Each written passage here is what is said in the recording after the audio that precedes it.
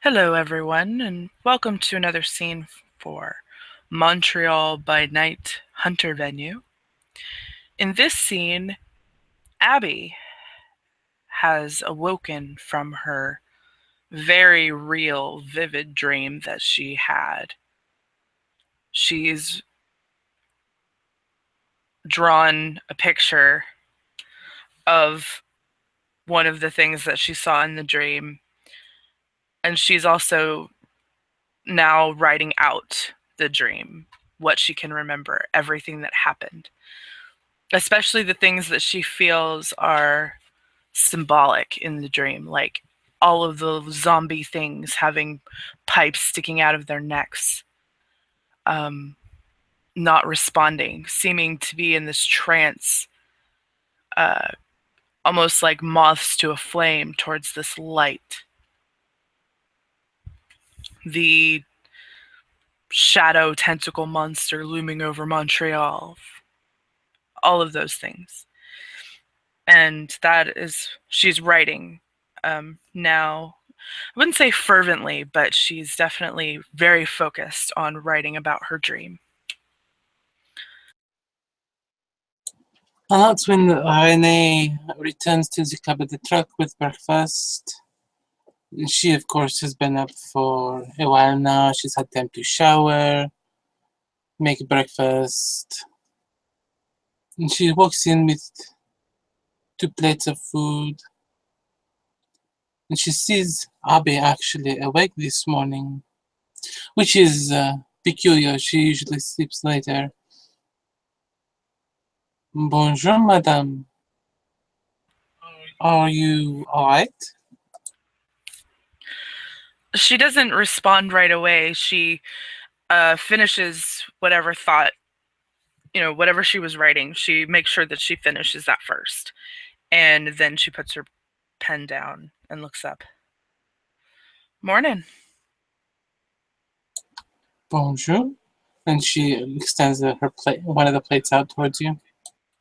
She'll take it and smile. Thank you. Oui. You are not usually up this early. I know. I had a dream. That word kind of makes her eyebrow cock. Like, really? I think it was a dream. I'm pretty sure it was a dream. Well, I don't know. It seemed so real, like I was actually there. Well, as long as it does not involve dark tentacle monsters of Montreal, a giant machine outside of the world, grinding up bodies with large metal gears and rift in the universe, you're fine. Her eyes widen, like as wide as they can go. Her jaw drops. She picks up her notebook, flips it to the page where she drew the tentacle monster, and holds it up to you. I see. So, when did you have this dream? Earlier, I just woke up from it, like, she looks at the clock, an hour ago. So just after I had gone to take my shower. That is peculiar. I had a dream that included that in it, not last night, but the night before. Really?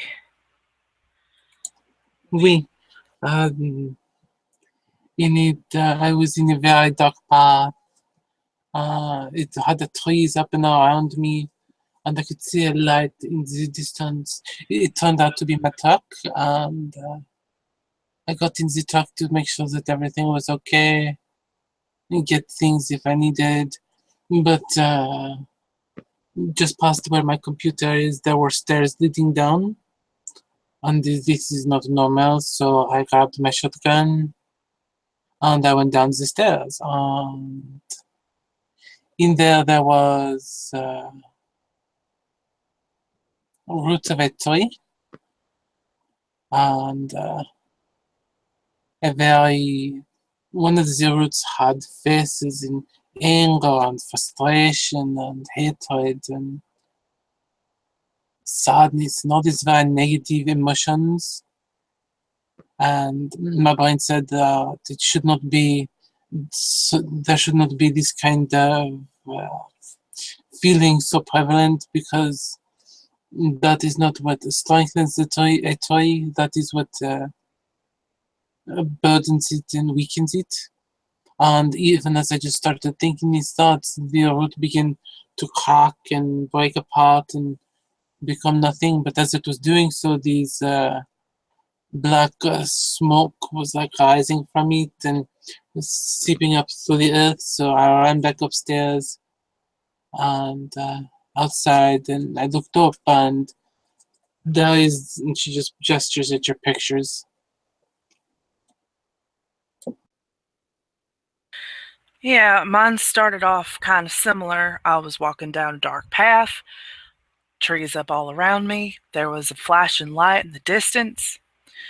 And as I walked, then I saw cars just kind of abandoned. And then there was these people walking, but they were just kind of walking and they weren't responding. They were like almost in a trance, it seemed. But then I tried to get one of them's attention, and it had a pipe sticking out of his neck. And then I looked, and all the people had those in the same spot.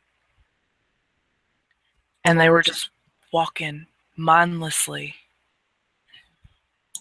And how far out of the neck was this pipe? Did it go out to both sides, or? I don't think so. I think it was just like someone had just drove a pipe into someone's neck.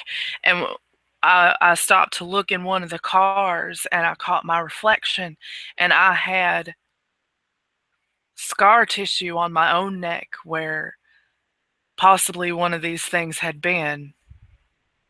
I'm not exactly sure what that means. Of course, and she kind of strokes her neck. Is not there, you know, but Renee sits down her plate and comes over to look closely just to make sure.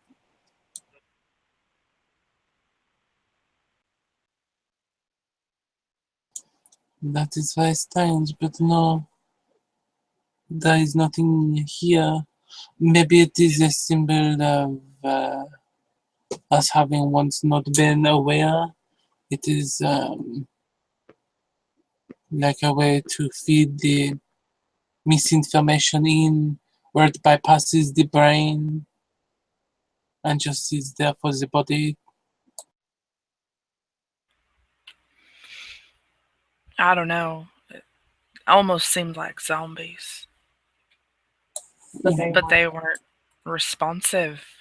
I tried to get one of them's attention, and it just ignored me like I wasn't even there. Well, if you think about people that do not know about the things we have seen, they would not believe you, they would ignore the fact. Maybe it is metaphorical. Could be. That's certainly possible.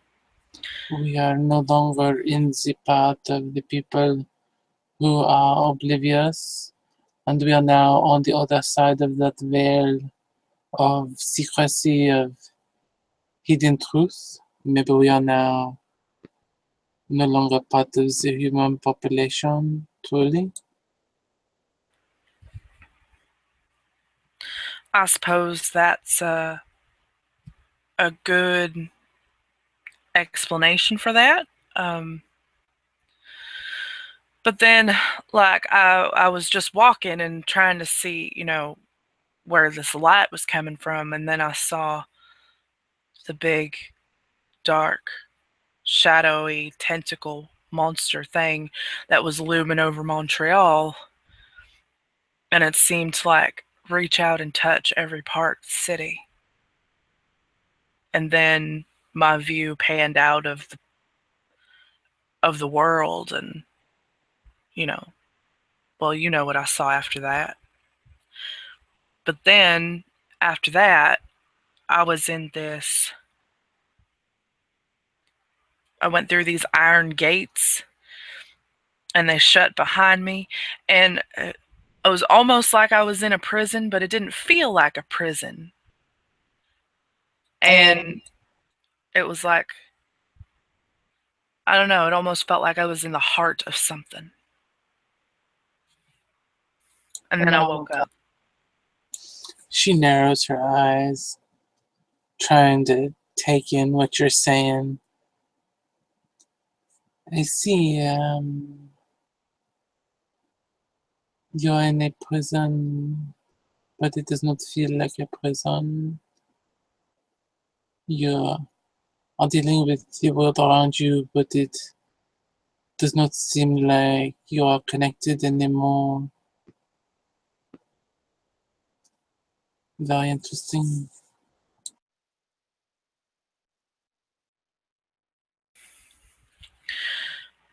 But I wrote it all down and drew a picture of the shadowy tentacle thing. The machine thing was weird. I'm not exactly sure what We that might be for. I think it might be something to do with, the things are there are things much bigger than us out there that are actually in control of the way that things go, and we're just kind of playing our parts. we that is a very believable truth. It definitely feels that way. I think that we should go and find the others and see if they've been having similar dreams. It could be a message for us. The messages could be individual, could be for small groups, could be for us and those people.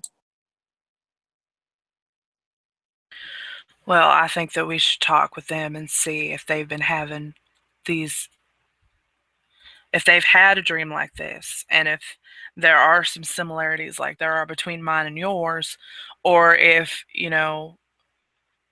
this was just meant for the two of us, or if it was meant for our whole group. I think that we should just go talk to them. I mean, it doesn't have to be today, but soon we should go talk with them. As you wish, madam. I tried a new thing with the muffins. They are blueberry, but I also put a few of the dark chocolate, what do you call them, chips. Yes.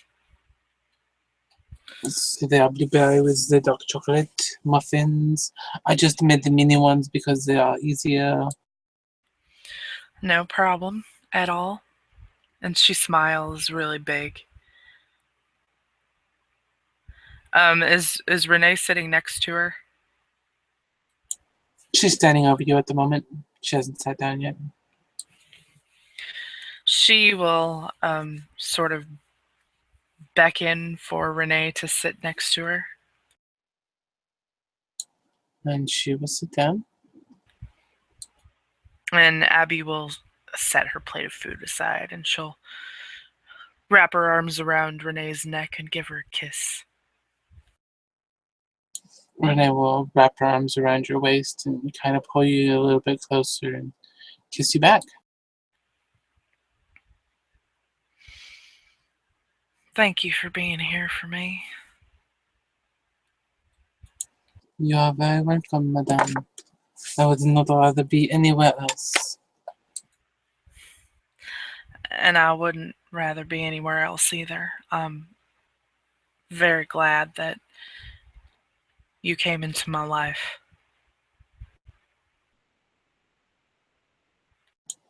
And I am very glad that you have effectively fallen into my lap, as it were. Oh, also, um, while we were out traveling, I managed to grab something without you knowing, and it's almost Christmas and all, so I'm gonna go ahead and give it to you. Eyebrow raise. Um, she reaches over and grabs her bag,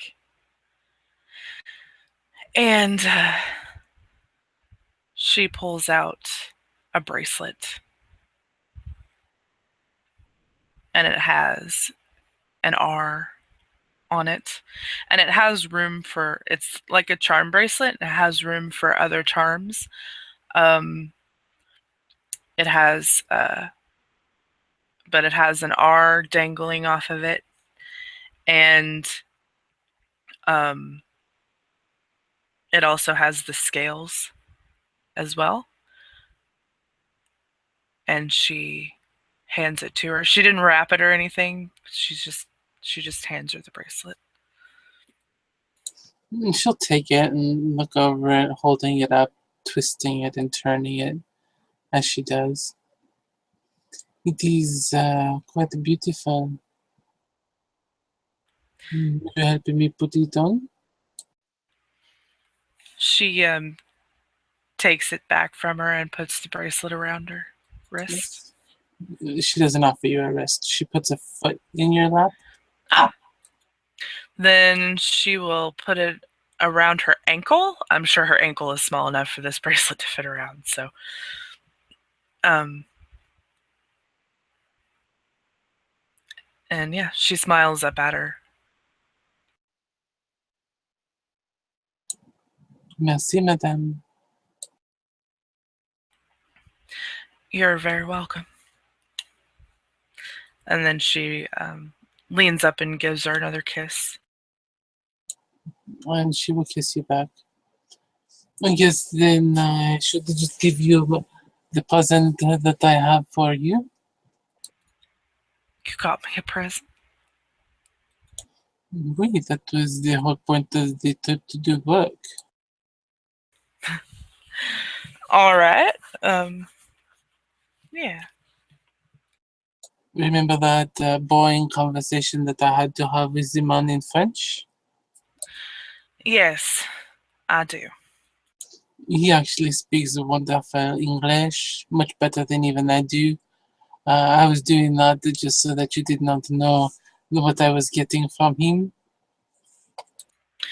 Of course you did. See, you have that unfair advantage that you can talk to people in other languages, and I have no idea what you're talking about. You are welcome to learn the language of the Inuit or the other native speaking people of Canada. I think if I'm going to learn one of the Canadian languages, it's going to be French, because that seems to be the most prevalent. Oui, it is, madame. Pardon, one moment. And she waits. She gets up and goes and pops the glove box open, brings out a box that's probably 4 inches wide by about 9-10 inches long and about inch and a half thick, and hands it to you. It's wrapped. She actually wrapped hers and put it in a box. Abby feels a little bit bad that she didn't even bother to do anything with hers. She just kind of gave it to her. But she will take it and unwrap it. It is a velvet box. And she will open it. And inside there is a necklace and a matching pair of earrings. The necklace has there's no pendant on it, but it's looks to be silver, maybe. The earrings have They seem to be a hoop with what looks like etching on it. What's the etching if she examines it? It looks like hunter marks, actually, saying protected.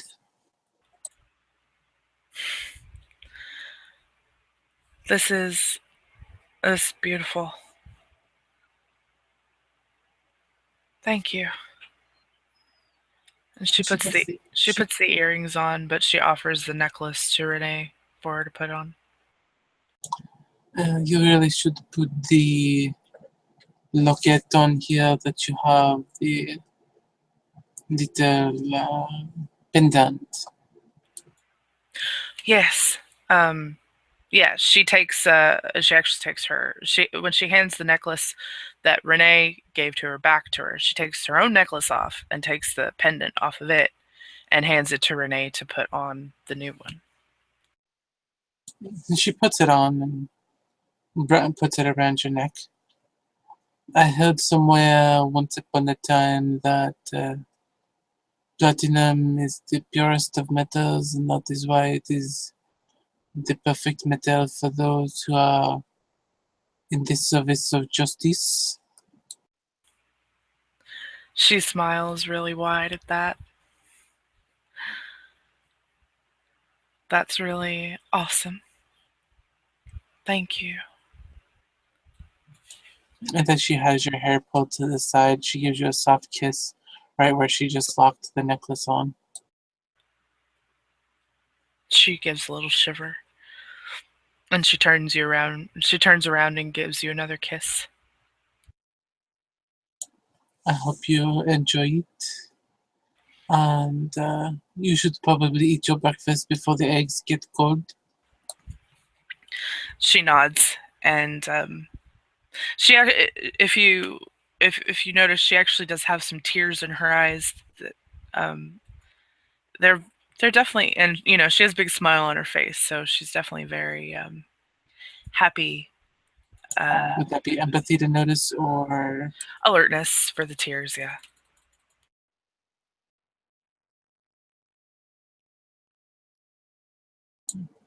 and then she will try to discern what those tears are for.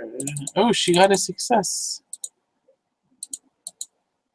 Ooh, are those happy tears, sad tears? They are happy tears, and she is smiling. She has a big smile on her face, so she's just very moved by the present. He was one of the hunters we met as we made our way back here from Winnipeg. Nice. Thank you. You're welcome, madam. I saw him wearing a bracelet that I asked him about, uh, and he said that he had somebody that made them. So I said, "Can you make me something like this?" She gestures towards what you're now wearing, and this is what uh, was delivered.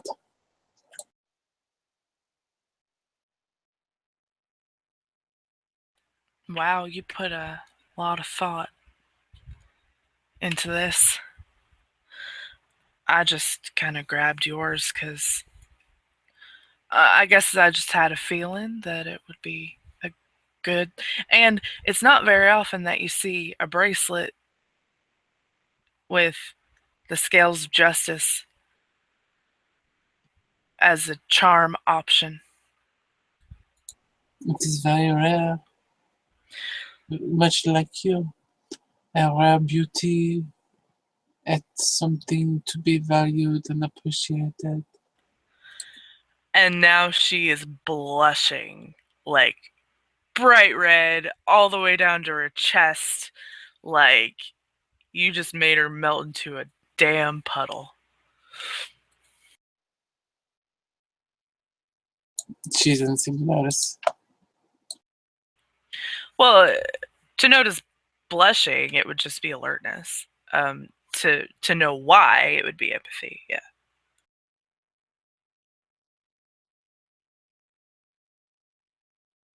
She sees you, but she doesn't understand why. Is she going to ask? No, she picks up her plate and just smiles at you. And actually, she picks up the muffin and she pops it in her mouth. Yeah, Abby now is looking down and very bashfully and smiling, but she picks up her plate, starts to try and eat her breakfast. She probably eats maybe a quarter of what's on the plate and then puts it down. Is it not very good this morning? No, it's not that. It's very good. Thank you. Just really not that hungry this morning. She will notice that she did eat her muffin. Um, but with the dream and everything, just not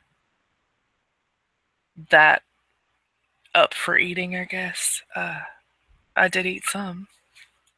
She narrows her eyes at you, cocks her head like she's looking for a moment. Are you pregnant? If I'm pregnant, then we're millionaires.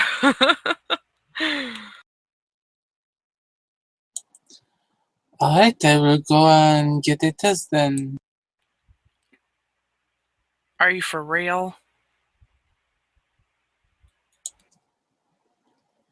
Of course. I figure $5 is worth becoming a millionaire. It is not biologically possible for you to have gotten me pregnant. It is not biologically possible for that creature made of shadow to exist, but it does. I suppose that's true, but I assure you that I'm not pregnant. Just a little anxious. That's all. We're anxious, of course.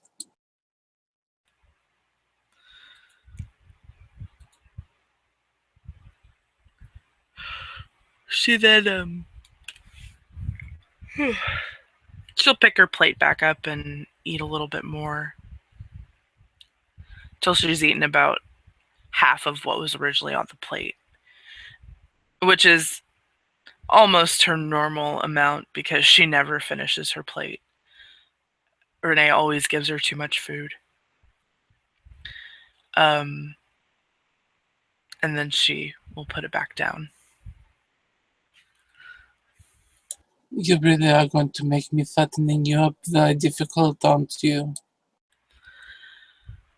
I stop eating when I'm not hungry anymore. We and a cannibal like me will never have a nice, fat, juicy person to eat if you do not keep eating. Well,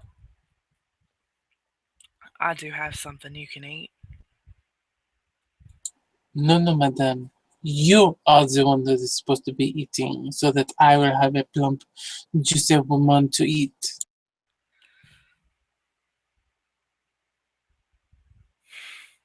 She narrows her eyes at you like, I She don't. looks serious.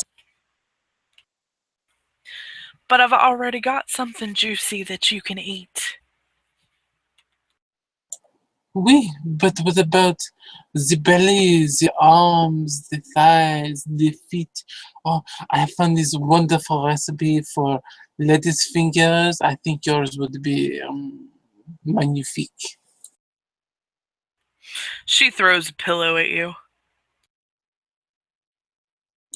She kind of blocks her plate with her elbow. She narrows her eyes at you. It is a wonderful little marinade. I will even let you sit and watch them before I cook them. She shakes her head. If you do not want to watch, that is entirely up to you.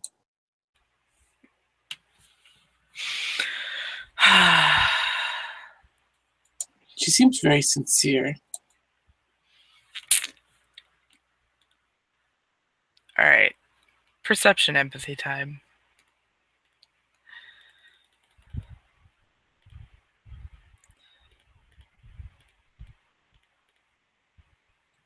You only have 4, not 6. Oh, right. It's only difficult. It's difficulty 6. Forgot. Yeah, 4. 4 successes.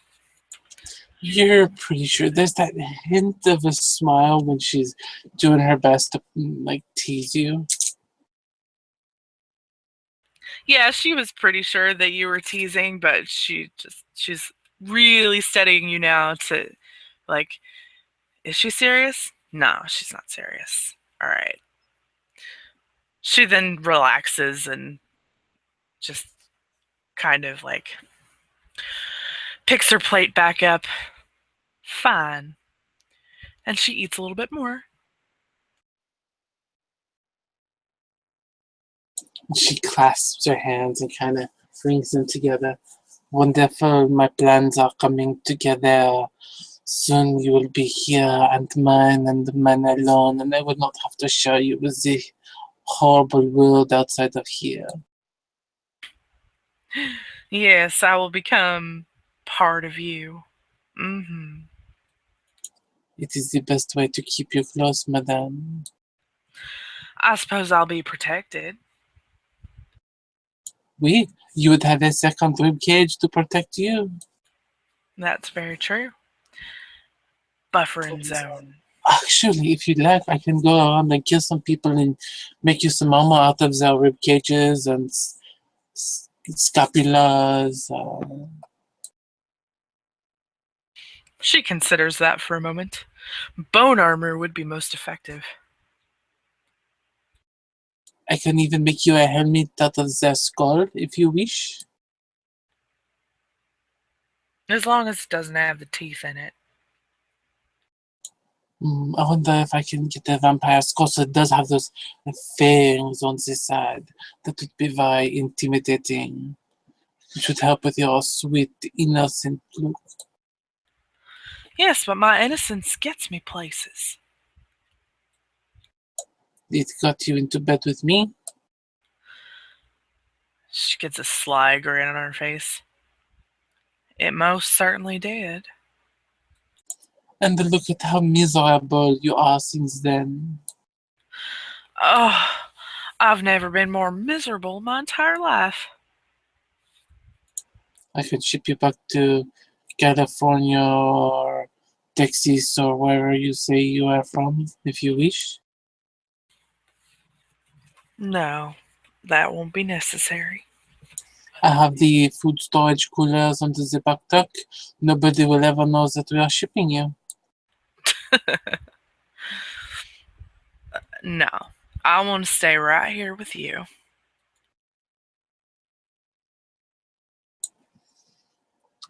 As you wish, madame. And with their little banter session, it'll probably go on for a little while. I think that's a good place to end the scene. Thank you, players, for playing, and watchers for watching. Good night.